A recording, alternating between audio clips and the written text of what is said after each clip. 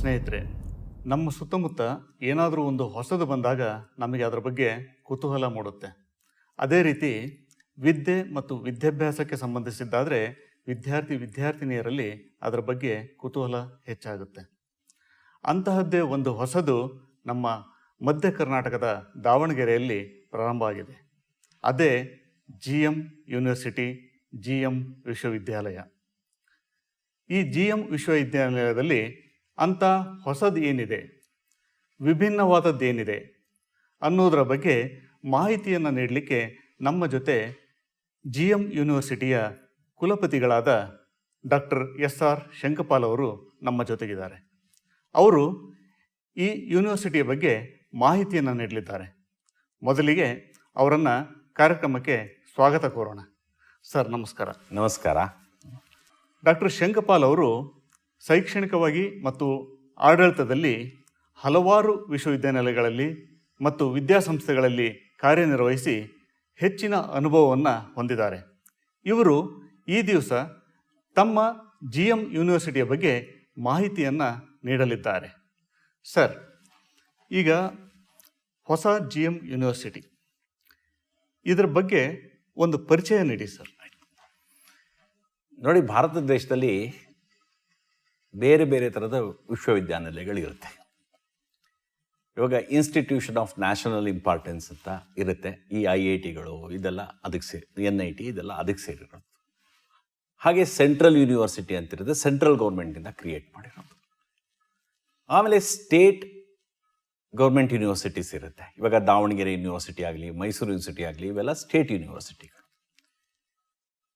ಆಮೇಲೆ deemed universities ಅಂತಲೂ ಇರುತ್ತೆ, UGC ಪರ್ಮಿಷನ್ ತಗೊಂಡು. ಇವಾಗ ಸುಮಾರು 15 ವರ್ಷಗಳಿಂದ ಈ ಸ್ಟೇಟ್ ಪ್ರೈವೇಟ್ ಯೂನಿವರ್ಸಿಟಿ ಅನ್ನೋ ಕಾನ್ಸೆಪ್ಟ್ ಬಂದಿದೆ. ಮೊದಲು ಹೇಗೆ ಪ್ರೈವೇಟ್ ಕಾಲೇಜಸ್ಸು ಮಾಡ್ತಿದ್ರೋ ಅದೇ ಥರ ಪ್ರೈವೇಟ್ ಯೂನಿವರ್ಸಿಟಿ ಅಂತ ಬರ್ತಾರೆ. ಓಕೆ. ಈ GM ವಿಶ್ವವಿದ್ಯಾನಿಲಯ ಸ್ಟೇಟ್ ಪ್ರೈವೇಟ್ ಯೂನಿವರ್ಸಿಟಿ. ಓಕೆ. ಸುಮಾರು ಮೋರ್ ದೆನ್ 20 ಪ್ರೈವೇಟ್ ಯೂನಿವರ್ಸಿಟಿ ಇವಾಗ ಕರ್ನಾಟಕದಲ್ಲಿದೆ. ಇದು ಒಂದು ಆ್ಯಕ್ಟಿಂದ ಕರ್ನಾಟಕ ಲೆಜಿಸ್ಲೇಟಿವ್ ಆ್ಯಕ್ಟಿಂದ ಕ್ರಿಯೇಟ್ ಆಗುತ್ತೆ. ಇದು 2023 ಲಾಸ್ಟ್ ಸೆಪ್ಟೆಂಬರಲ್ಲಿ ನಮ್ಮ ಕರ್ನಾಟಕ ಗೌರ್ಮೆಂಟ್ ಆ್ಯಕ್ಟ್ ಪ್ರಕಾರ ಕ್ರಿಯೇಟ್ ಆಗಿರೋ ಒಂದು ಯೂನಿವರ್ಸಿಟಿ. ಈಗ ನಮ್ಮ ವೆಬ್ಸೈಟಿಗೆ ಹೋದರೆ ನಿಮಗೆ ಅದರ ಆ್ಯಕ್ಟ್ ಏನು, ಹೇಗೆ ಪಾಸಾಗಿತ್ತು ಇದೆಲ್ಲ ಗೊತ್ತಾಗುತ್ತೆ. ಆಮೇಲೆ ಇದನ್ನು UGC ರೆಕಗ್ನೈಸ್ ಮಾಡುತ್ತೆ. ಓಕೆ. ಆಮೇಲೆ ಇದು ವರ್ಲ್ಡ್ ವೈಡ್ ಅಕ್ಸೆಪ್ಟಬಿಲಿಟಿ. ಇವಾಗ ಈ ಯಾವುದೇ ಪ್ರೈವೇಟ್ ಯೂನಿವರ್ಸಿಟಿ ಈ ಥರ ಕ್ರಿಯೇಟ್ ಆಗಿರೋ ಯೂನಿವರ್ಸಿಟಿನಲ್ಲಿ ನೀವು ಡಿಗ್ರಿ ಮಾಡ್ಕೊಂಬಿಟ್ಟು ಯಾವುದೇ ದೇಶಕ್ಕೆ ಹೋಗಿ ನಾನು ಕೆಲಸ ಮಾಡೋದಕ್ಕಾಗಲಿ, ಅಥವಾ ಯಾವುದೇ ಕಂಪ್ನಿನಲ್ಲಿ ಕೆಲಸ ಮಾಡೋದಕ್ಕಾಗಲಿ, ಯಾವುದೇ ಗೌರ್ಮೆಂಟಲ್ಲಿ ಕೆಲಸ ಮಾಡೋದಕ್ಕಾಗಲಿ ಯಾವುದೇ ಥರದ ಅಬ್ಜೆಕ್ಷನ್ ಇರೋದಿಲ್ಲ. Okay. So totally legally created university. ಇತ್ತೀಚೆಗೆ ನೀವು ಗೊತ್ತಿಲ್ಲ, ದೊಡ್ಡ ಯೂನಿವರ್ಸಿಟಿಗಳಲ್ಲಿ ಇವಾಗ ಸ್ಟೂಡೆಂಟ್ ನಂಬರು ಲಕ್ಷಗಟ್ಟಲೆ ಸ್ಟೂಡೆಂಟ್ ನಂಬರ್ ಆಗಿಬಿಟ್ರೆ ಮ್ಯಾನೇಜ್ ಮಾಡೋದು ಕಷ್ಟ ಆಗುತ್ತೆ. ಆಮೇಲೆ ಆ ಕರಿಕ್ಯುಲಮ್ ಅನ್ನೋದು ಏನಿರುತ್ತೆ, ಆ ಸ್ಟೂಡೆಂಟಿಗೆ ಕರೆಕ್ಟಾಗಿ ನಾವು ಕಸ್ಟಮೈಸ್ ಮಾಡೋಕ್ಕಾಗೋದಿಲ್ಲ. ಆದಷ್ಟು ಚಿಕ್ಕ ಚಿಕ್ಕ ಯೂನಿವರ್ಸಿಟಿಗಳಿದ್ದರೆ ನಮ್ಮ ಸ್ಟೂಡೆಂಟ್ಸ್ ಯಾವ ಇರುತ್ತೆ, ಅವ್ರ ಕ್ವಾಲಿಟಿಗೆ ಹೇಗಿರುತ್ತೆ ಆ ಥರ ಕ್ಲೀನಾಗಿ ರೆಲೆವೆಂಟು ಕರಿಕ್ಯುಲಮ್ ಡೆವಲಪ್ ಮಾಡಿ ಕಸ್ಟಮೈಸ್ ಮಾಡಬೇಕು. ಅದಕ್ಕೋಸ್ಕರ ಮೊದಲಿಂದ ಗೌರ್ಮೆಂಟ್ ಐಡಿಯಾ ಏನು, ಆದಷ್ಟು ಯೂನಿವರ್ಸಿಟಿಗಳು ಕ್ರಿಯೇಟ್ ಮಾಡಿ ಎಜುಕೇಷನ್ಗೆ, ಕ್ವಾಲಿಟಿ ಎಜುಕೇಷನ್ಗೆ ಪ್ರಾಮುಖ್ಯತೆ ಕೊಡಬೇಕು ಅಂತ ಬಂತು. ಓಕೆ. ಅದಾದಮೇಲೆ ಈ ಥರ ಡೀಮ್ಡ್ ಯೂನಿವರ್ಸಿಟಿ, ಪ್ರೈವೇಟ್ ಯೂನಿವರ್ಸಿಟಿ ಇದೆಲ್ಲ ಸ್ಟಾರ್ಟ್ ಆಯಿತು. ಮುಂದೆ ನಿಮಗೆ ಭಾಳ, ಇವಾಗ ನೀವು NEP ಅದು ನೋಡಿದ್ದೀರಾ, ಅದರಲ್ಲಿ ಮುಂದೆ ಕಾಲೇಜಸ್ ತುಂಬ ಕಡಿಮೆ ಇರುತ್ತೆ.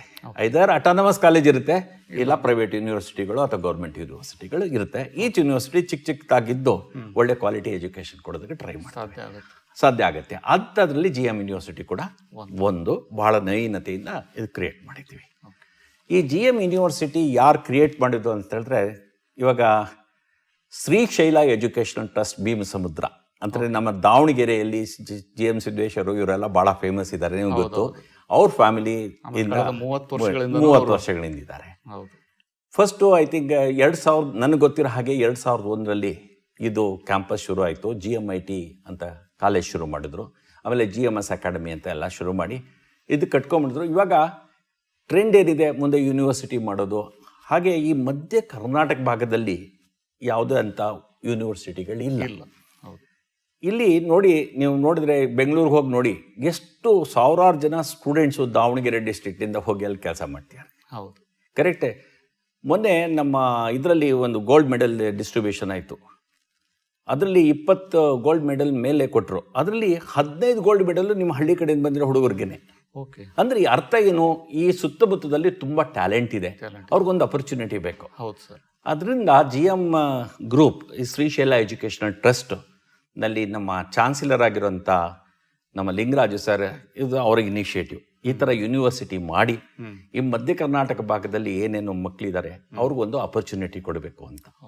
ಆವಾಗ ನನಗೆ ಹೇಳಿದರು, ನೀವು ಅಲ್ಲಿ ನಿಮ್ಮ ಅನುಭವ ಇದೆ. ನಾನು BTech ಮಲ್ನಾಡ್ ಕಾಲೇಜ್ ಇಂಜಿನಿಯರಿಂಗಲ್ಲಿ ಮಾಡಿದೆ, ಆಮೇಲೆ MTech IIT ಮದ್ರಾಸಲ್ಲಿ ಮಾಡಿದೆ, ನಾನು PhD ಬಿಟ್ಸ್ ಪಿಲಾನಿಯಿಂದ ಮುಗಿಸ್ಕೊಂಡೆ. ನಾನು MS ರಾಮಯ್ಯ ಇನ್ಸ್ಟಿಟ್ಯೂಟ್ ಆಫ್ ಟೆಕ್ನಾಲಜಿನಲ್ಲಿ ಲೆಕ್ಚರರ್ ಆಗಿ, ಅಸಿಸ್ಟೆಂಟ್ ಪ್ರೊಫೆಸರ್ ಆಗಿ ನನ್ನ ಕೆರಿಯರ್ ಶುರುವಾಯಿತು. ಆಮೇಲೆ ನನ್ನ ಎಬಿಲಿಟೀಸ್ ನೋಡಿಬಿಟ್ಟು MS ರಾಮಯ್ಯ ಗ್ರೂಪ್ನವರು ನಮಗೆ MS Ramaiah school of advance studies ಅಂತ ಒಂದು ಶುರು ಮಾಡಲಿಕ್ಕೆ ಹೇಳಿದ್ರು. ಅದು ಫಾರಿನ್ ಯೂನಿವರ್ಸಿಟಿ ಜೊತೆಯಲ್ಲಿ ಯಾವಾಗ 99ನಲ್ಲಿ ಇಂಡಸ್ಟ್ರಿ ರಿಕ್ವೈರ್ಮೆಂಟ್ಗೆ ಬೇರೆ ಥರ ಗ್ರ್ಯಾಜುಯೇಟ್ಸ್ ಬೇಕಾಗಿತ್ತು. ಆ ಉದ್ದೇಶದಿಂದ ಆ ಸ್ಕೂಲ್ ಆಫ್ ಅಡ್ವಾನ್ಸ್ ಸ್ಟಡೀಸ್ನ ಶುರು ಮಾಡಿದೆ. ಇದು UK ಯೂನಿವರ್ಸಿಟಿ ಜೊತೆಯಲ್ಲಿ ಕೊಲಾಬ್ರೇಟ್ ಮಾಡ್ಕೊಂಡು ಮಾಡಿದ್ವಿ. 22 ಪೋಸ್ಟ್ ಗ್ರ್ಯಾಜುಯೇಟ್ ಪ್ರೋಗ್ರಾಮ್ ಮಾಡ್ತಿದ್ವಿ. 1400 ಸ್ಟೂಡೆಂಟ್ಸ್ ಪೋಸ್ಟ್ ಗ್ರ್ಯಾಜುಯೇಷನ್ ಅಡ್ಮಿಷನ್ ಆಗ್ತಿತ್ತು. ಭಾಳ ವೆರಿ ಡಿಫ್ರೆಂಟ್ ಟೈಪ್ ಮಾಡ್ತಿದ್ವಿ. ಅಲ್ಲಿ ಪೋಸ್ಟ್ ಗ್ರ್ಯಾಜುಯೇಷನ್ ಜೊತೆಗೆ ಎಲ್ಲ ಇಂಡಸ್ಟ್ರಿಗೂ ಟ್ರೈನಿಂಗ್ ಕೊಡ್ತಾಯಿದ್ವಿ. ನಾವು ಆ ಲೆವೆಲಲ್ಲಿ ಇದ್ವಿ. ಆಮೇಲೆ ಪ್ರಾಡಕ್ಟ್ ಡೆವಲಪ್ಮೆಂಟು, ಇದು ಕನ್ಸಲ್ಟೆನ್ಸಿ, ಈ ಥರದ್ದೆಲ್ಲ ಕೆಲಸ ಮಾಡ್ತಿದ್ದೆ. ಸೊ ನನಗೆ research, consultancy, industry training, teaching, ಈ ಥರದ್ದೆಲ್ಲ ಅನುಭವ ಆಯಿತು. ಅಂಡ್ ಇದನ್ನು ಹೋಗಿ ಫಾರಿನ್ ಕಂಟ್ರೀಸಲ್ಲೂ ಕೂಡ ನಾನು ಆವಾಗವಾಗ ಲೆಕ್ಚರ್ ಕೊಟ್ಟು ಬರ್ತಿದ್ದೆ, ತುಂಬ ಇದು ಮಾಡ್ತಿದ್ದೆ. ಅದಾದಮೇಲೆ ಈ MS ರಾಮಯ್ಯ ಯೂನಿವರ್ಸಿಟಿನ ಕ್ರಿಯೇಟ್ ಮಾಡಬೇಕಂತ 2014 ಹೇಳಿದ್ರು. ಅದರೆಲ್ಲ ಡಾಕ್ಯುಮೆಂಟೇಷನ್ ಎಲ್ಲ ಮಾಡಿ MS ರಾಮಯ್ಯ ಯೂನಿವರ್ಸಿಟಿ ಕ್ರಿಯೇಟ್ ಮಾಡಿ ಅದ್ರ ವೈಸ್ ಚಾನ್ಸಲರ್ ಆಗಿ 4.5 ವರ್ಷ ಇದ್ದೆ. ಅದಾದ ಮೇಲೆ ನಾನು ಸ್ವಲ್ಪ ದಿನಗಳು PS ಯೂನಿವರ್ಸಿಟಿ, ಆಮೇಲೆ ದಯಾನಂದ ಸಾಗರ್ ಯೂನಿವರ್ಸಿಟಿನಲ್ಲಿ, ಆಮೇಲೆ East point college executive director ಆಗಿ ಎಲ್ಲ ಮಾಡ್ತಿದ್ದೆ.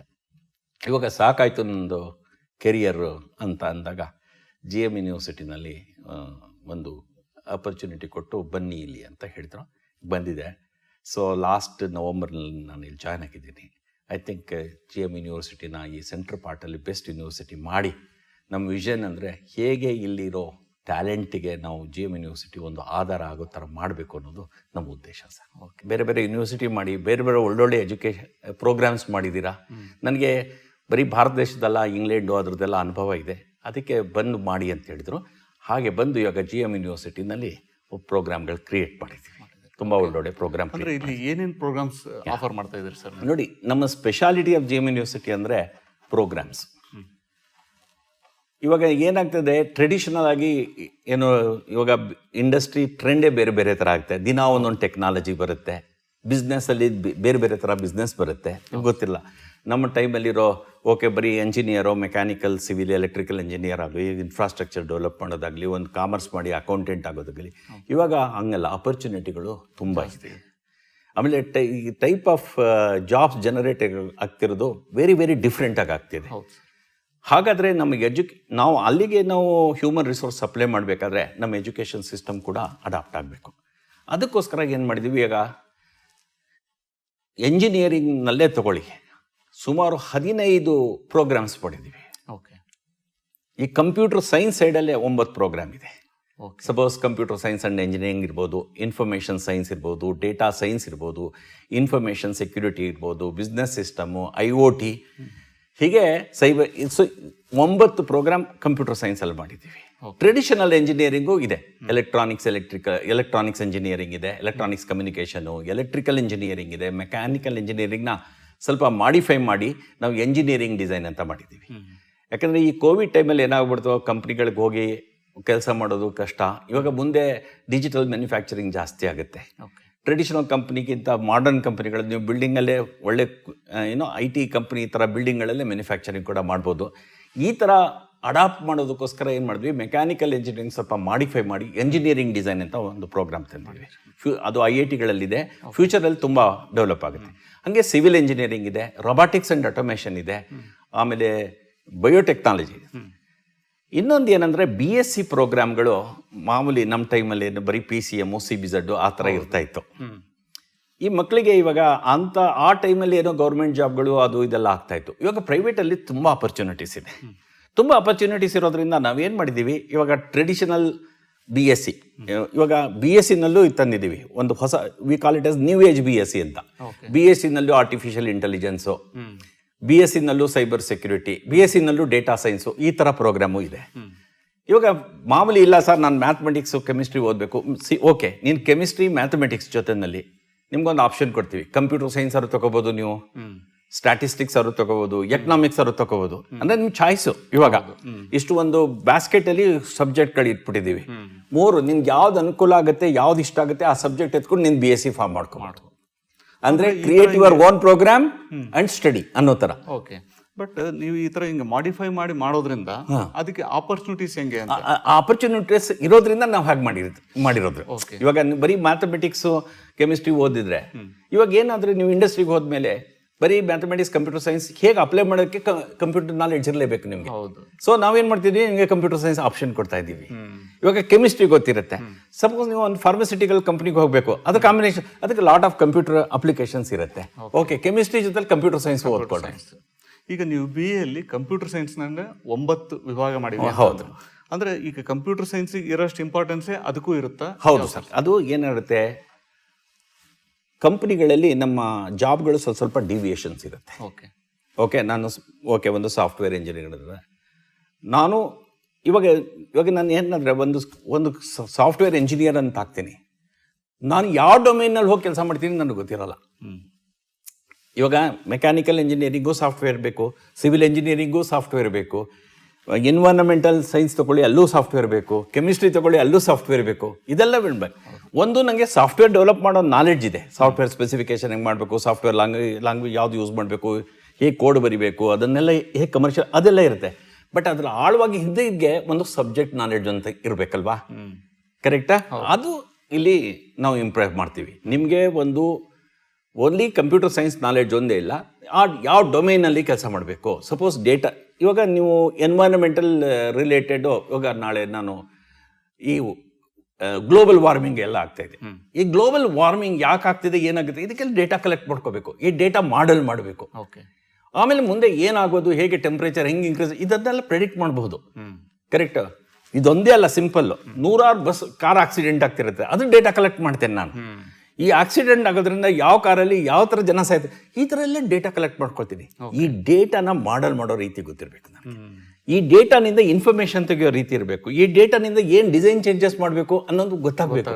ಇದಕ್ಕೆ ಕಂಪ್ಯೂಟರ್ ಸೈನ್ಸ್ ನಾಲೆಡ್ಜ್ ಇರಲೇಬೇಕು. ಅದ್ರ ಜೊತೆಗೆ ಡೇಟಾನ ಹೇಗೆ ಕಲೆಕ್ಟ್ ಮಾಡಬೇಕು, ಡೇಟಾನ ಹೇಗೆ ಅವಾಗ ಡೇಟಾ ಸೈನ್ಸ್ ಬರ್ತದೆ.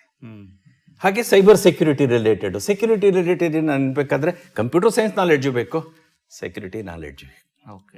ಹೀಗೋಸ್ಕರ ನೀವು ನಿಮ್ಗೆ ಬೇಸಿಕ್ ಕಂಪ್ಯೂಟರ್ ಸೈನ್ಸ್ ನಾಲೆಡ್ಜ್ ಇದ್ದೇ ಇರುತ್ತೆ ಸರ್, ಯಾವ ಸಬ್ಜೆಕ್ಟ್ ತೊಗೊಂಡ್ರು. ಅದ್ರ ಜೊತೆಗೆ ನೀವು ಯಾವ ಏರಿಯಾದಲ್ಲಿ ನೀವು ಸ್ಪೆಷಲೈಸ್ ಮಾಡಬೇಕು ಆ ಏರಿಯಾಗೂ ವರ್ಕ್ ಮಾಡ್ಬೋದು.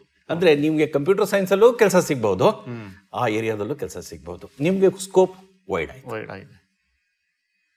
ಮತ್ತೆ ಅಪಾರ್ಟ್ ಫ್ರಮ್ ದಿಸ್ ಇನ್ನೊಂದು ವೆರಿ ಇಂಪಾರ್ಟೆಂಟ್ ಥಿಂಗ್ ಅಂದರೆ, ಇನ್ನೊಂದು ಕಾಮರ್ಸಲ್ಲಿ ಇನ್ನೊಂದು ದಾವಣಗೆರೆಯಲ್ಲಿ ಈ BBA ಪ್ರೋಗ್ರಾಮ್ ಇದೆಲ್ಲ. ಬೆಂಗಳೂರಲ್ಲಿ BBA ಪ್ರೋಗ್ರಾಮ್, ಬೆಂಗಳೂರಿಂದ ಸಿಟಿಗಳಲ್ಲಿ BBA ಪ್ರೋಗ್ರಾಮ್ ಬಹಳ ಇದಾಗ್ತಿದೆ, ಪಾಪ್ಯುಲರ್ ಆಗ್ತಿದೆ. ಯಾಕಂದರೆ ಒಂಥರ MBAಗೆ ಫಸ್ಟ್ ಸ್ಟೆಪ್ ಆಫ್ MBA ಮ್ಯಾನೇಜ್ಮೆಂಟಿಗೆ BBA ಆಗ್ತದೆ. ಇವಾಗ ಸಣ್ಣ ಮ್ಯಾನೇಜ್ಮೆಂಟ್ ರಿಲೇಟೆಡ್ ಕೆಲಸಗಳೆಲ್ಲ ಬೇಕು. ಅದಕ್ಕೆ ಏನು ಮಾಡ್ತಾರೆ, ಈ BBA ಅವರು ಒಂಥರ ಜನರಲಿಸ್ಟಿಕ್ಕು, ಅವ್ರಿಗೆ ಯಾವ ಇದಕ್ಕೂ ಆದರೂ ಅಡಾಪ್ಟ್ ಆಗೋಗ್ಬಿಡ್ತಾರೆ. ಇಲ್ಲಿ ಹೋಟೆಲ್ ಮ್ಯಾನೇಜ್ಮೆಂಟ್ ಆಗ್ಬೋದು, ಅಲ್ಲಿ ಹಾಸ್ಪಿಟಾಲಿಟಿ ರಿಲೇಟೆಡ್ ಮ್ಯಾನೇಜ್ಮೆಂಟ್ ಆಗ್ಬೋದು, ಟೂರಿಸಂ ಮ್ಯಾನೇಜ್ಮೆಂಟ್ ಆಗ್ಬೋದು, ಏನಕ್ಕಾದರೂ ಈ BBA ಗ್ರಾಜ್ಯುಯೇಟ್ ಸೂಟ್ ಆಗ್ತಾರೆ. ಅದರಿಂದ ಏನಾಗ್ತಾರೆ, ಅದಕ್ಕೆ ತುಂಬ ರಶ್ ಮಾಡ್ತಾರೆ. ಯಾಕಂದರೆ ತುಂಬ ಯಾವ್ದಾದ್ರು ಒಂದು ಅಪರ್ಚುನಿಟಿ ಸಿಗುತ್ತೆ ಕೆಲಸ. ನನಗೇನು ಅನ್ಸುತ್ತೆ, ಈ ಅವರೇಜ್ ಹುಡುಗರು ಯಾರು ಈ ಥರದಲ್ಲಿ ಇಂಟ್ರೆಸ್ಟ್ ಇದೆ ಕೆಲಸ, ಆ BBA ಪ್ರೋಗ್ರಾಮ್ನ ನಾವು 7 BBA ಪ್ರೋಗ್ರಾಮ್ ಕೊಡ್ತಿದ್ವಿ. BBAನಲ್ಲಿದೆ ಹೇಳಿದೆ, ಮಾರ್ಕೆಟಿಂಗ್ ಇರ್ಬೋದು, ಸೇಲ್ಸ್ ಇರ್ಬೋದು, HR ರಿಲೇಟೆಡ್ ಇರ್ಬೋದು, ಡಿಜಿಟಲ್ ಮಾರ್ಕೆಟಿಂಗ್ ಇರ್ಬೋದು, ಈ ಥರ 7 ಪ್ರೋಗ್ರಾಮ್. ನಮ್ಮ ವೆಬ್ಸೈಟ್ಗೆ ಹೋಗ್ಬಿಟ್ರೆ gmu.ac.in ಅಲ್ಲಿ ಡೀಟೇಲಾಗಿ ಕೊಡ್ತೀವಿ, ನಾನು ಯಾವ್ಯಾವ ಜಾಬು ಎಲ್ಲೆಲ್ಲಿ ಸಿಗುತ್ತೆ ಅಂತ. ಸೊ ಈ ಥರ BComಲ್ಲೂ 4 ಸ್ಪೆಷಲೈಸೇಷನ್ ಮಾಡಿದ್ದೀವಿ. ಹೀಗೆ ಮಾಡಿ 41 ಅಂಡರ್ ಗ್ರಾಜ್ಯುಯೇಟ್ ಪ್ರೋಗ್ರಾಮ್ ನಮ್ಮಲ್ಲಿ ಇದೆ ಸರ್.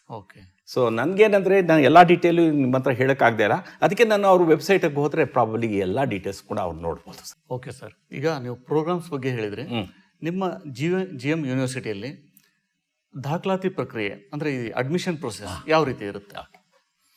ನೋಡಿ, ಇವಾಗ ನಾವು ಎಲ್ಲ ಕಡೆನೂ ಪ್ರೊಫೆಷನಲ್ ಕೋರ್ಸಸ್ಸು, ಜನರಲ್ ಕೋರ್ಸಸ್.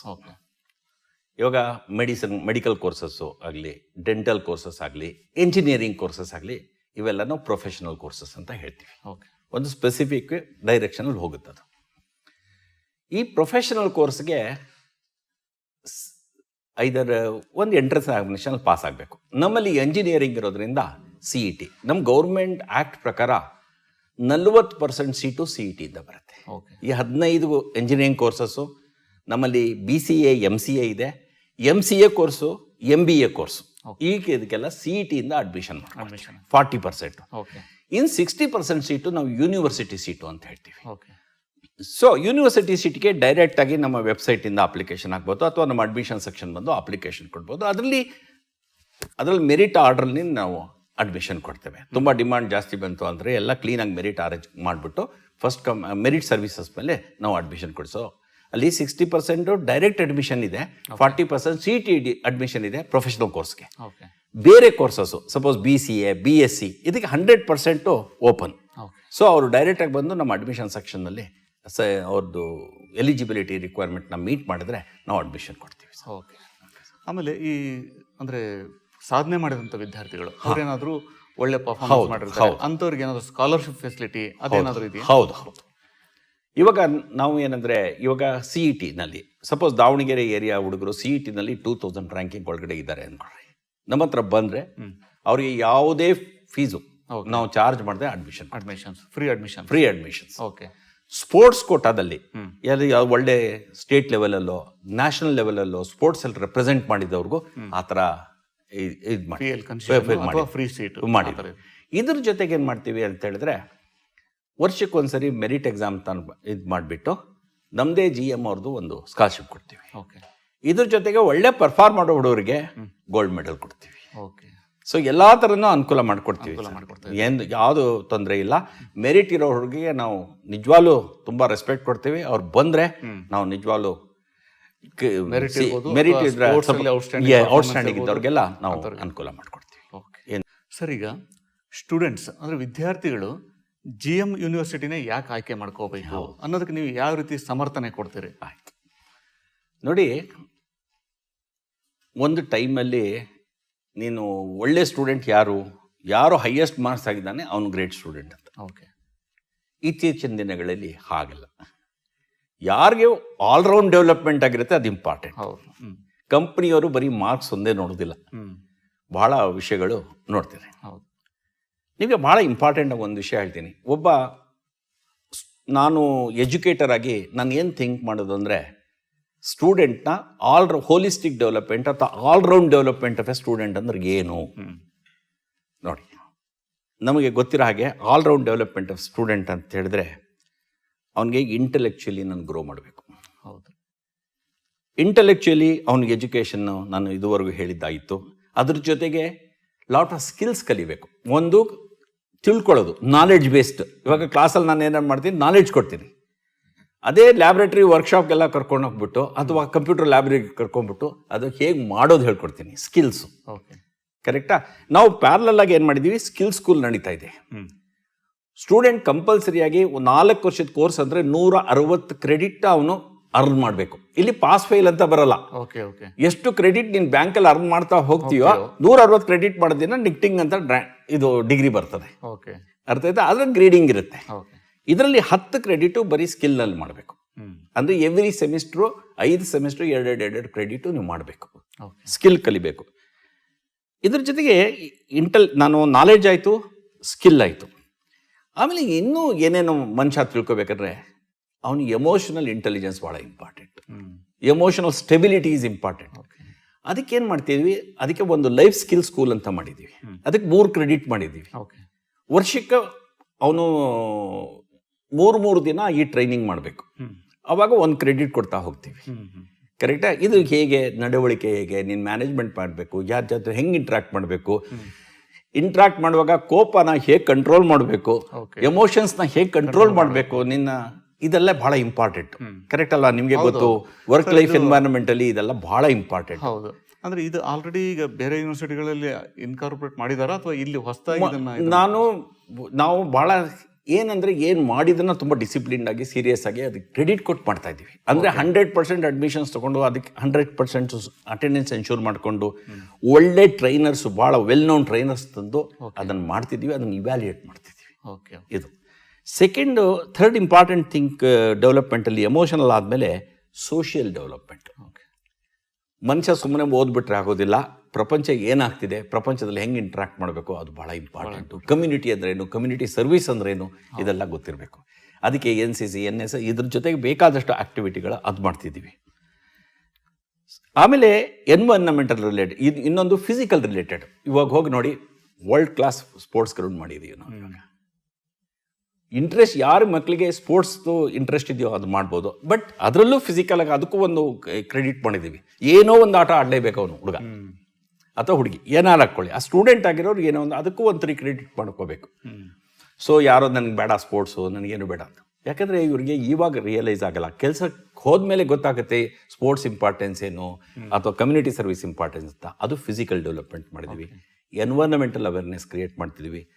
ಅವನು ಮುಂದೆ ಒಳ್ಳೆ ಜಾಬ್ ಸಿಗಬೇಕು, ಅದು ಇಂಪಾರ್ಟೆಂಟ್. ಹೌದು. ಅದಕ್ಕೆ ಏನೇನು ಬೇಕಾದ ಟ್ರೈನಿಂಗು, ಏನೇನು ಬೇಕಾದ ಸ್ಕಿಲ್ಲು, ಆಮೇಲೆ ಪ್ಲೇಸ್ಮೆಂಟ್ ಸಪೋರ್ಟು, ಪ್ಲೇಸ್ಮೆಂಟ್ ಟ್ರೈನಿಂಗು, ಇದನ್ನೆಲ್ಲ ಭಾಳಷ್ಟು. ಇವಾಗ ಅದನ್ನು ಏನು ಮಾಡಿದ್ದೀವಿ, ಬರೋ ಸ್ಟೂಡೆಂಟ್ನ ಅವ್ರ ಆಪ್ಟಿಟ್ಯೂಡ್ ಟೆಸ್ಟ್ ಮಾಡಿಬಿಟ್ಟು, ಇಂಟೆಲೆಕ್ಚುಯಲ್ ಆಪ್ಟಿಟ್ಯೂಡ್ ಟೆಸ್ಟ್ ಮಾಡಿಬಿಟ್ಟು ಒಂದು ABC ಗ್ರೂಪ್ ಮಾಡ್ಕೊಳ್ತೀವಿ. ಆಮೇಲೆ ಈ ಗ್ರೂಪ್ ಹುಡುಗರು, ಓಕೆ ಇವ್ರ ಆಪ್ಟಿಟ್ಯೂಡ್ ಚೆನ್ನಾಗಿದೆ, ಅಕಾಡೆಮಿಕ್ ರೆಕಾರ್ಡ್ಸ್ ಚೆನ್ನಾಗಿದೆ, ಇವ್ರಿಗೆ ಹೇಗೆ ಹೈಯರ್ ಕಂಪನಿಗೆ ಪುಷ್ ಮಾಡೋದು, ಅದಕ್ಕೆ ಯಾರ್ದು best trainers in the country ಅವ್ರನ್ನೇ ತರಿಸ್ತು, ಆ ಥರ ಮಾಡೋದು.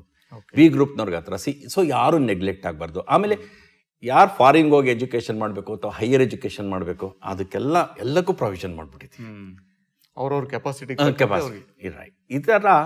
ಇದ್ರ ಜೊತೆಗೆ ಸ್ಪಿರಿಚುವಲ್ ನಾಲೆಡ್ಜು ಕೊಡ್ತೀವಿ. ಹೀಗೆ ಒಂಥರ ಆಲ್ರೌಂಡ್ ಡೆವಲಪ್ ಮಾಡಿಬಿಟ್ಟು ಸ್ಟೂಡೆಂಟ್ ಆಚೆ ಹೋದರೆ ಐ ಥಿಂಕ್ ಕಂಪ್ನಿಗಳು ಅಂದರೆ ಒಂಥರ ಪಕ್ವತೆ ಇರೋ ಸ್ಟೂಡೆಂಟ್ ಬರ್ತಾ ಇದ್ದಾನೆ ಅನ್ನೋ ಥರ ಮಾಡ್ತಾ ಇದ್ದೀವಿ.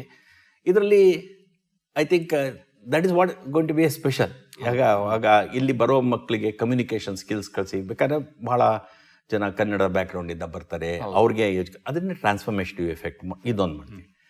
ಇನ್ನೂ ಒಂದಿದೆ, ಮಕ್ಕಳು ಜಾಸ್ತಿ ಈ ಮ್ಯಾಥಮೆಟಿಕ್ಸ್ ನನಗೆ ಹ್ಯಾಂಡಲ್ ಮಾಡೋಕ್ಕಾಗಲ್ಲ, ಇಂಥದ್ದು ಹ್ಯಾಂಡಲ್ ಮಾಡೋಕ್ಕಲ್ಲ, ನನಗೆ ಮೋರ್ ಆಫ್ ಮ್ಯಾನೇಜ್ಮೆಂಟ್ ಮಾಡ್ತೀನಿ, ನನಗೆ ಎಂಟರ್ಪ್ರಿನರ್ಶಿಪ್ಪು ಆ ಥರದ್ದೆಲ್ಲ ಅಥವಾ ಮಾಡಬೇಕಕ್ಕೆ BO ಪ್ರೋಗ್ರಾಮ್ ಅಂತ ಮಾಡಿದ್ದೀವಿ ಸರ್. ಭಾಳ ಸ್ಪೆಷಲ್ ಪ್ರೋಗ್ರಾಮ್ಸು, 18 ಪ್ರೋಗ್ರಾಮ್ಸ್ ಇದೆ.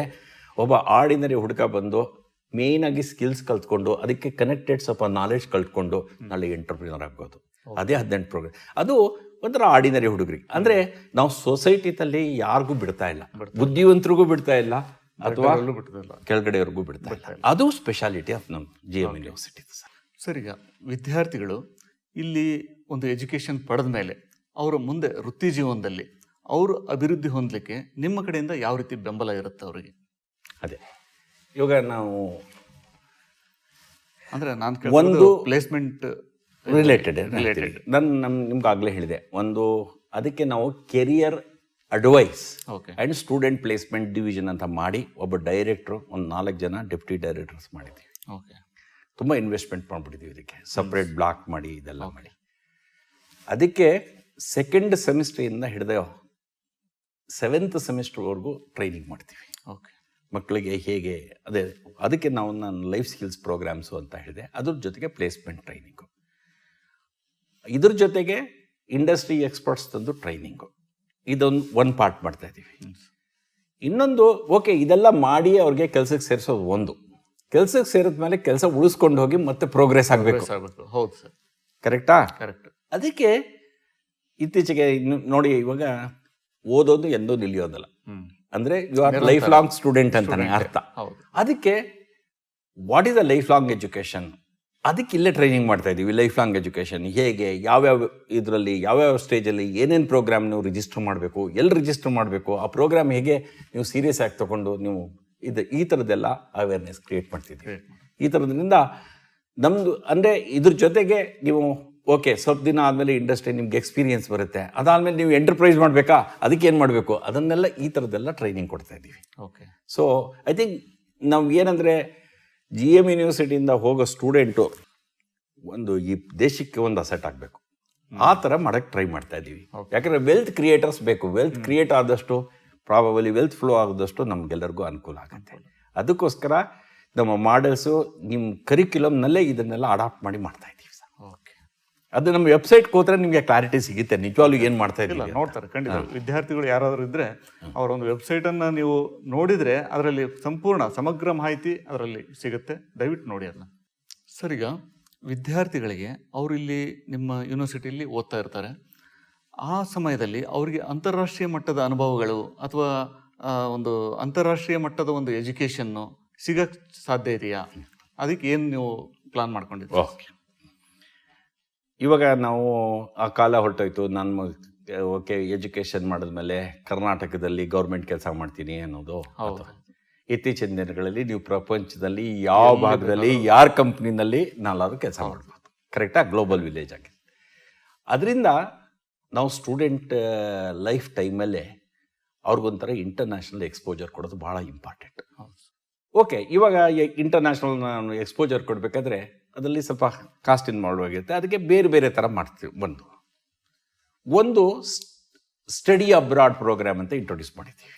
ಓಕೆ, ಅದು 4 ವಾರ ಅವರು ಹೇಳಿದ ಒಂದು UK ಆಗಿರ್ಬೋದು, ಯುರೋಪ್ ಆಗಿರ್ಬೋದು, ಅಥವಾ ಅಮೇರಿಕಾ ಆಗಿರ್ಬೋದು, ಅಥವಾ ರಷ್ಯಾ ಆಗಿರ್ಬೋದು, ಹೀಗೆ ಒಂದು ಕಂಟ್ರಿಯನ್ನು ಅವ್ರು ಚೂಸ್ ಮಾಡ್ಬೋದು. ಓಕೆ, ನಾವು ಅಲ್ಲಿ ಯೂನಿವರ್ಸಿಟಿ ಜೊತೆಲಿ ಕೊಲಾಬರೇಟ್ ಮಾಡ್ಕೊಂಡಿರ್ತೀವಿ. ಓಕೆ, ಈ 4 ವೀಕು ಈ ಹುಡುಗರನ್ನ ನಾವು ಒಂದು ಟೀಮ್ ಮಾಡಿಬಿಟ್ಟು ಒಂದು ಟೀಚರ್ ಜೊತೆಗೆ ಆ ಯೂನಿವರ್ಸಿಟಿಗೆ ಕಳಿಸ್ತೀವಿ. ಓಕೆ, ಆ ಯೂನಿವರ್ಸಿಟಿನಲ್ಲಿ ನಾವು ಅಲ್ಲೊಂದು ಪ್ರೋಗ್ರಾಮ್ ಎಲ್ಲ ಮಾಡಿರ್ತೀವಿ.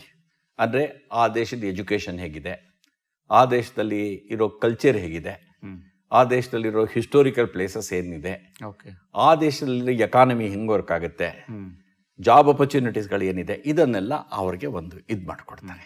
ಇದು ಒಂಥರ ಜನರಲ್ ಎಕ್ಸ್ಪೋಜರ್ ಎಜುಕೇಷನ್ ಅಷ್ಟೇ. ಅಲ್ಲೇನು ಹೋಗಿ ಲೆಕ್ಚರ್ಗಳು ಸಿಂಪಲ್ ಲೆಕ್ಚರ್ಗಳೆಲ್ಲಿರುತ್ತೆ. ಬಟ್ ಯಾವುದೇ ಒಂದು ಲೆಕ್ಚರ್ ತೊಗೊಂಡು ಅವರೇನು ಕ್ರೆಡಿಟ್ ಆನ್ ಮಾಡೋ ಇದಿಲ್ಲ. ಇದು 4 ವಾರ. ಇದು ಯಾರು ಅಷ್ಟೇ ಅಫೋರ್ಡ್ ಮಾಡೋಕ್ಕಾಗತ್ತೆ, ಓಕೆ, ಸ್ಟಡಿ ಅಬ್ರಾಡ್ ಪ್ರೋಗ್ರಾಮ್. ಅದಕ್ಕೊಂದಿಷ್ಟು ಕ್ರೆಡಿಟ್ ಅಂತ ಕೊಡ್ತೀವಿ ನಾವು. ಒಂಥರ ಇಂಟರ್ನ್ಶಿಪ್ ಮಾಡೋದಂಗೆ ಓವರ್ಸೀಸ್ ಇಂಟರ್ನ್ಶಿಪ್ ಅಂತ ಹೇಳ್ಬಿಟ್ಟು ನಾವು ಮಾಡ್ತೀವಿ. ಇದು ಒಂದು ಪಾಸಿಬಿಲಿಟಿ. ಕೆಲವು ಇಂಟ್ರೆಸ್ಟ್ ಹುಡುಗರಿಗೆ ಇಲ್ಲ ಸರ್, ನಾವು ಒಂದು 10 ಕ್ರೆಡಿಟು ನಾವು ಬೇರೆ ದೇಶದಲ್ಲಿ ಮಾಡಬೇಕು.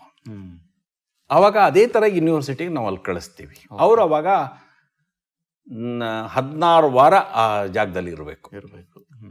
ಅವ್ರ ಸೆಮಿಸ್ಟರ್ ಜೊತೆಲೆ ಇವರು ಕೂತ್ಕೊಂಡು ಸ್ಟೂಡೆಂಟ್ಸು ಕ್ಲಾಸಲ್ಲಿ ಕೂತ್ಕೊಂಡು ಇವರು ಅವ್ರದ್ದು ಎಕ್ಸಾಮ್ ಪಾಸ್ ಮಾಡಿಕೊಂಡು ಕ್ರೆಡಿಟ್ ಅರ್ನ್ ಮಾಡ್ಬೋದು. ಇದಕ್ಕೆ ಸೆಮಿಸ್ಟರ್ ಅಬ್ರಾಡ್ ಪ್ರೋಗ್ರಾಮ್ ಅಂತ. ಓಕೆ, ಇನ್ನೊಂದು ಈ ವರ್ಷದಿಂದ ಸ್ಟಾರ್ಟ್ ಮಾಡ್ತೀವಿ MBA ಪ್ರೋಗ್ರಾಮಲ್ಲಿ. ಅದನ್ನು ಡ್ಯುಯಲ್ ಡಿಗ್ರಿ ಪ್ರೋಗ್ರಾಮ್ ಅಂತ. ಅಂದರೆ ನಮ್ಮಲ್ಲಿ MBA ಅಂದರೆ 2 ವರ್ಷದ ಪ್ರೋಗ್ರಾಮು. ನಮ್ಮಲ್ಲಿ ಫಸ್ಟ್ MBAಗೆ ಸೇರ್ಕೋಬೋದು. ನಮ್ಮಲ್ಲಿ ಸೇರ್ಕೊಂಡು ಫಸ್ಟ್ ಇಯರ್ MBA ಇಲ್ಲಿ ಮಾಡ್ಬೋದು, ಸೆಕೆಂಡ್ ಇಯರ್ MBA ಹೋಗಿ ಅಲ್ಲಿ ಮಾಡ್ಬೋದು. ಓಕೆ, ಅವರು 1 ಡಿಗ್ರಿ ಕೊಡ್ತಾರೆ, ನಾವು 2 ವರ್ಷ ಆಗಿದ್ದಕ್ಕೆ ನಾವು 1 ಡಿಗ್ರಿ ಕೊಡ್ತೀವಿ. ಅವರು ಸೆಕೆಂಡ್ ಇಯರ್ ಹೋದಲ್ಲೇ ಅಲ್ಲಿ ಕೆಲಸ ಸಿಕ್ಕಿದ್ರೆ ಆ ದೇಶದಲ್ಲಿ ಅಲ್ಲೇ ಕೆಲಸ ಮಾಡ್ಬೋದು. ಇಲ್ಲಾಂದ್ರೆ ನಮಗೆ ವಾಪಸ್ ಬಂದು ನಮ್ಮಲ್ಲಿ ಇದು ಮಾಡ್ಬೋದು.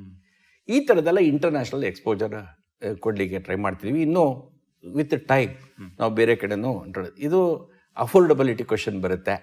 ಆಮೇಲೆ ಪೇರೆಂಟ್ಸು ಎಷ್ಟು ಅವ್ರ ಮಕ್ಕಳಿಗೆ ಸ್ಪೆಂಡ್ ಮಾಡೋದಕ್ಕೆ. But there are some small percentage of people interested in this. ಅದಕ್ಕೋಸ್ಕರ ಇದನ್ನೆಲ್ಲ ಆರ್ಗನೈಸ್ ಮಾಡಿದ್ದೀವಿ ಸರ್. ನೆಕ್ಸ್ಟ್ ಇವಾಗ ಬ್ಯಾಚ್ ಹುಡುಗರಿಗೆ ನಾವು ಸ್ಟಡಿ ಅಬ್ರಾಡ್ಗೆ ಕಳ್ಸೋದಕ್ಕಾಗಲೇ ರೆಡಿ ಮಾಡಿದ್ದೀವಿ. ಓಕೆ, ಈಗ ನಿಮ್ಮ GM ಯೂನಿವರ್ಸಿಟಿ ಕ್ಯಾಂಪಸ್ನಲ್ಲಿ ಅವರಿಗೆ ಸಿಗ್ತಾ ಇರತಕ್ಕಂಥ ಫೆಸಿಲಿಟಿಗಳು ಏನೇನು ಸೌಲಭ್ಯಗಳು ಸಿಗ್ತಾ ಇದ್ದಾವೆ ಅಂತ? ಇವಾಗ 2 ಥರ. ಒಂದ್ಸರಿ ಇವಾಗ GM ದಾವಣಗೆರೆ ನಮ್ಮ ಯೂನಿವರ್ಸಿಟಿಗೆ almost all parts of Karnataka students flow ಆಗಕ್ಕೆ ಶುರು ಆಗಿದ್ದಾರೆ ಸರ್. ಓಕೆ, ನಾವು ಸ್ಟಾರ್ಟ್ ಮಾಡಿದಾಗ ನಮ್ಮ ಕ್ಯಾಂಪಸ್ಸಲ್ಲಿ ಸುಮಾರು 4800 ಸ್ಟ್ರೆಂತ್ ಇತ್ತು. ಓಕೆ, ಈ ವರ್ಷ ಅಡ್ಮಿಷನ್ ತುಂಬ ಚೆನ್ನಾಗಾಗಿದೆ. ಇವಾಗ ನಾವು ಈ ಡಿಸೆಂಬರ್ ಒಳಗಡೆ ನಮ್ಮ ಸ್ಟ್ರೆಂತು ಸುಮಾರು 8000 ಸ್ಟೂಡೆಂಟ್ಸ್ ಆಗ್ತಾರೆ. ಕರೆಕ್ಟಾ? ತುಂಬ ಫಾಸ್ಟಾಗಿ ಬೆಳೀತಾ ಇದ್ದೀವಿ. 8 ಇದರಲ್ಲಿ 60% ಸ್ಟೂಡೆಂಟ್ಸು ಒಂಥರ ಆನ್ ಕ್ಯಾಂಪಸ್, ಇನ್ನೊಂದು 40% ಸ್ಟೂಡೆಂಟ್ಸು ಆಚೆಯಿಂದ ಬರ್ತಾರೆ. ಅವ್ರಿಗೆ ಡೇ ಸ್ಕಾಲರ್ ಅಂತ ಹೇಳ್ತೀವಿ, ಇವ್ರು ಕ್ಯಾಂಪಸ್ ಸ್ಟೂಡೆಂಟ್ಸ್ ಅಂತ. ಕ್ಯಾಂಪಸ್ ಸ್ಟೂಡೆಂಟ್ಸ್ಗೆ ಸ್ಟೇ ಮಾಡೋದಕ್ಕೆ ಹಾಸ್ಟೆಲ್ಸ್, ಬಾಯ್ಸ್ ಹಾಸ್ಟೆಲ್ ಬೇರೆ ಇದೆ, ಗರ್ಲ್ಸ್ ಹಾಸ್ಟೆಲ್ ಬೇರೆ ಇದೆ, ಇಂಟರ್ನ್ಯಾಷನಲ್ ಹಾಸ್ಟೆಲ್ಸು, ಗರ್ಲ್ಸು ಬಾಯ್ಸ್ ಅಂತ ಮಾಡಿದೆ. ಓಕೆ, ಇವಾಗ almost almost 2800 students hostel capacity ನಮಗಿದೆ. ಇನ್ನು 2 ಹೊಸ ಹಾಸ್ಟೆಲ್ಗಳು ಕಟ್ತಾ ಇದ್ದೀವಿ, 900 ಸ್ಟೂಡೆಂಟ್ಸ್ ಅಕಾಮಡೇಟ್ ಮಾಡೋಂಥದ್ದು. ಸೊ ಇದು ಹಾಸ್ಟೆಲ್ ಫೆಸಿಲಿಟಿ ಇದೆ. ಇದರ ಜೊತೆಗೆ ಹಾಸ್ಟೆಲ್ ಹುಡುಗರಿಗೆ ಎಂಟರ್ಟೈನ್ ಮಾಡೋದಕ್ಕೆ ಬೇಕಾದಷ್ಟು ಪ್ರೋಗ್ರಾಮ್ಗಳು ಇನಿಷಿಯೇಟ್ ಮಾಡಿದ್ದೀವಿ. ಓಕೆ. ಅಲ್ಲಿ ಒಂದು ಆಂಪಿ ಥಿಯೇಟರ್ ಕ್ರಿಯೇಟ್ ಮಾಡಿದ್ದೀವಿ. ಕರೆಕ್ಟ್. 6 ಸ್ಟೂಡೆಂಟ್ಸ್ ಯಾರಿಗೆ ಇಂಟ್ರೆಸ್ಟ್ ಇದೆ ಅವರು ಪ್ರೋಗ್ರಾಮ್ ಮಾಡಿ, ಸಾಟರ್ಡೆ ಎಲ್ಲ ಪ್ರೋಗ್ರಾಮ್ ಮಾಡಿ ಅದರಿಂದ ಸ್ಟೂಡೆಂಟ್ಸೇ ಆರ್ಗನೈಸ್ ಮಾಡಿ ಸ್ಟೂಡೆಂಟ್ಸ್ಗೆ ಕರೆದ್ಬಿಟ್ಟು ಈ ಪ್ರೋಗ್ರಾಮ್ ಎಲ್ಲ ಮಾಡೋದು. ಅಂದರೆ ಒಂಥರ ಲೀಡರ್ಶಿಪ್ ಡೆವಲಪ್ಮೆಂಟ್ ಪ್ರೋಗ್ರಾಮ್ ಮಾಡೋದು. ಅದಕ್ಕೆ GMU ರೆಂಡು ಪ್ರೋಗ್ರಾಮ್ ಅಂತ ಏನೋ ಇದೆಲ್ಲ ಮಾಡಿದ್ದೀವಿ. ಆಮೇಲೆ ಸ್ಟೂಡೆಂಟ್ಸೇ ಅವ್ರದ್ದೇ ಒಂದು ಡಿಜಿಟಲ್ ಮ್ಯಾಗಝಿನ್ಸ್ ಎಲ್ಲ ಮಾಡಿ ಅವರೇ ಪಬ್ಲಿಷ್ ಮಾಡೋ ಥರ ಮಾಡಿದ್ದೀವಿ. ಆಮೇಲೆ ನಮ್ಮ ಸ್ಟೂಡೆಂಟ್ಸು ಯಾರ ಜೊತೆನಲ್ಲಾದರೂ ನಮ್ಮ ಅಲ್ಯೂಮ್ನೈ ಜೊತೆಲಿ ಆನ್ಲೈನ್ ಇಂಟ್ರಾಕ್ಟ್ ಮಾಡೋ ಥರ ಮಾಡಿದ್ದೀವಿ.